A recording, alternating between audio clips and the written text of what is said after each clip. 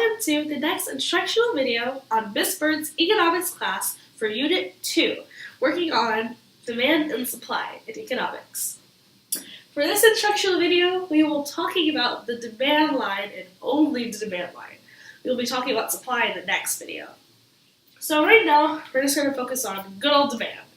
Alright? And we're going to be looking at factors that affect the demand line. Now, remember what the demand is. When we think of demand, we want to think of the consumer. You would think of yourself as if you're going to the store and going to buy a product or a good. That's what we think of when we think of demand. Now, on a graph, we should already know this from our previous lessons. This is the demand line. This is price. This is the quantity.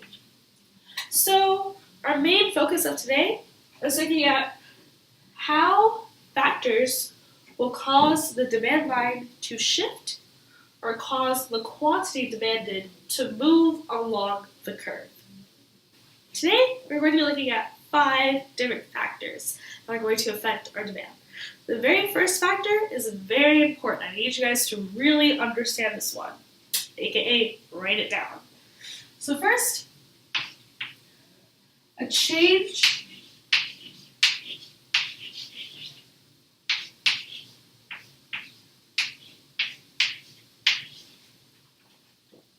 our first factor, a change in price. When there is a change in the price of a good, this will cause there to be movement along the demand curve. And this is what it will look like. In this graph here, we have that the price is at 15 and the quantity is at 20. Now, let's say that there's an increase in the price of this good, and let's say for $50 you want to buy a nice shirt. A shirt. Let's say that there's been an increase, and the shirt is now $20. What is going to be the quantity demanded? Because the price has changed, that means that now this dot right here is going to move upward to this dot. And now our quantity demanded will be only 15 instead of 20. The quantity demanded will decrease while the price will increase. Now remember, this is exactly what the law of demand is. Remember, the law of demand stated that when price increases, quantity will decrease. And when price decreases, the quantity will increase. So think about this when we're looking at this line here. Because there was a change in price, so if the price increases, the quantity will then decrease. See here? The quantity went from 20 to 15. And let's say that the price went down to $10. If the price went down to $10, then the quantity would increase. And it would come to be 30 instead of 20. Alright? And that is our first factor that will affect demand.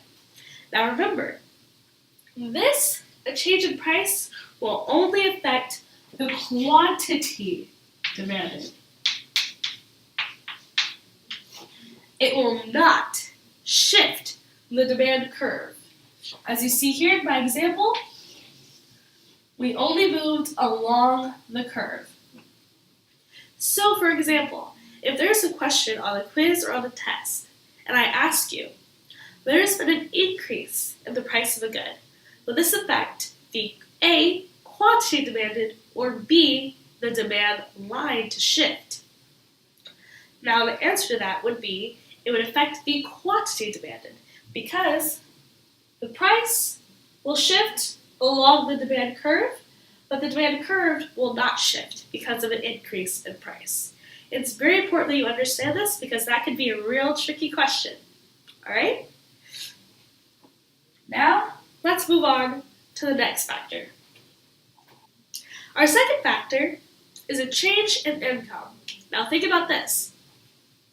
If you're a consumer and you are working at a job and you begin to get less money, you are not going to go out and buy more things. You're going to save your money. Okay? And then the vice versa. If you are getting more money, you're going to be able to spend more of your money on different products. So now, this is what that would look like on a curve. So here's our graph. Let's say again that you wanted to buy a shirt. Now, if there's a change in your income has decreased. That means that you're not going to buy that shirt as much. People are not going to buy this shirt because their income has decreased, so they want to save money. Now when this happens, the demand will decrease. That means that the demand curve will move to the left. And this is demand curve 1, demand curve 2. This will be our new demand curve. And the price will still be 10, but the quantity demanded will go down as it went from 15 to 10 that were demanded. Now, let's say that there's been an increase in income. That means that the demand line will shift to the right. This is demand line 3. The price is still at 10, and now the quantity demanded is at 20. Now there has been an increase. So think of it like this. If I were to give you $5 and I made you $5 richer, then you would definitely go out and buy something else with it. But if I took $5 away from you, you wouldn't want to go buy anything. So, when there's an increase in income, you're going to buy more. So the demand line is going to shift to the right because it's going to increase. But if money is taken away from you, if money is taken away from you, you're going to demand less. And then the demand line will decrease. Alright? This is a change in income. Don't forget it. The next factor that will affect the demand line are substitutes. Now, what are substitutes? Think of a substitute like this. You can either buy one thing or buy another thing, but they're pretty much going to give you the same kind of satisfaction. So, a substitute could be this. You would either buy Coke or you would either buy Pepsi. They're both soda, and you can buy one or the other because you don't really care, you don't have a preference. So, if there's been an increase in the price of Coke, are you going to buy Coke or are you going to buy Pepsi? You're going to buy Pepsi. If there's been an increase in the price of Pepsi, you're going to buy more Coke. This is what it will look like on a graph. Here's our graph. Let's say that this is the demand line for Pepsi. Now, there's been an increase in the price of Coke. Now, since there's been an increase in the price of Coke, you're going to buy more Pepsi. That means that the Pepsi demand curve is going to shift to the right. Instead of 30, it's going to be 50. Now let's say that Coke has decreased in its prices while Pepsi has stayed the same. More people are going to buy Pepsi. More people are going to buy Coke instead of Pepsi. So now the demand line will decrease. Instead of 30 or 50, we'll be at 20. Now, notice that I said that there was a change in the price of Coke, not Pepsi. This graph here is for Pepsi.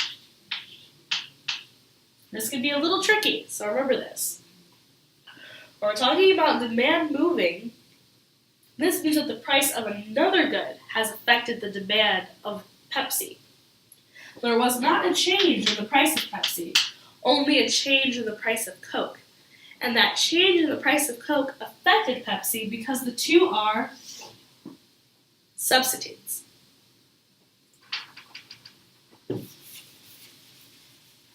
They're unlike substitutes in that when you buy one good, you also buy the other good with it. So a very good example of substitutes are cereal and milk.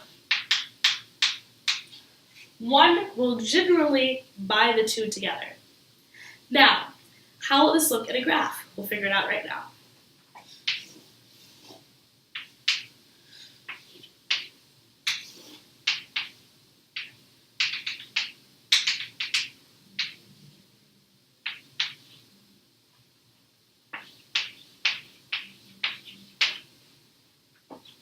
Here's a graph for cereal.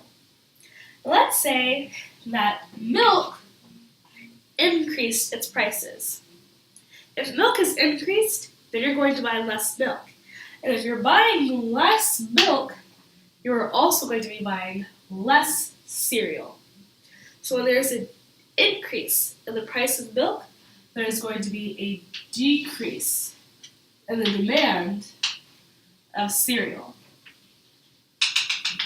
Instead, we're going to be at 7 for the demand. Now, let's say that there's been a decrease in the price of milk. If there's a decrease in the price of milk, you're going to buy more milk, which means that you're going to buy more cereal. So the demand line for cereal will then shift to the right. And now the demand will be at 20. Complements will follow each other. So, when there's been an increase in the price of one thing, and if you're buying less of it, you're also going to buy less of the other product as well. They will move together. Alright?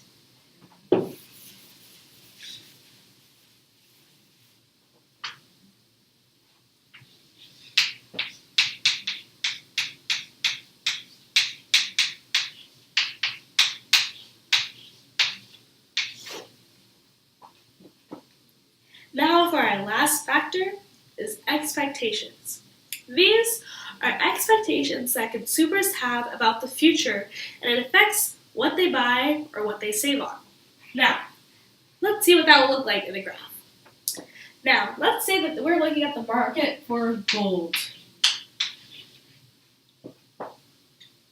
If there's an expectation that the value of gold is going to increase in the future, that means that people are going to want to buy more gold right now before it becomes very expensive 10 years later. So, the demand line will shift to the right. And people will demand more if they expect that the future price will go up. Now, let's say that the future price is going to go down. If people expect the future price of gold to go down in the future, they're not going to buy much of it right now because they'll just wait for when it gets cheaper to buy it later. So then the demand will shift to the left. The quantity demanded will be 10 instead. Those are all the 5 factors that will affect demand. If you have any questions, this video was very fast. Please go through and watch each section again. Make sure you have the right notes. And please take the mini quiz at the end of this lesson before moving on. Thank you.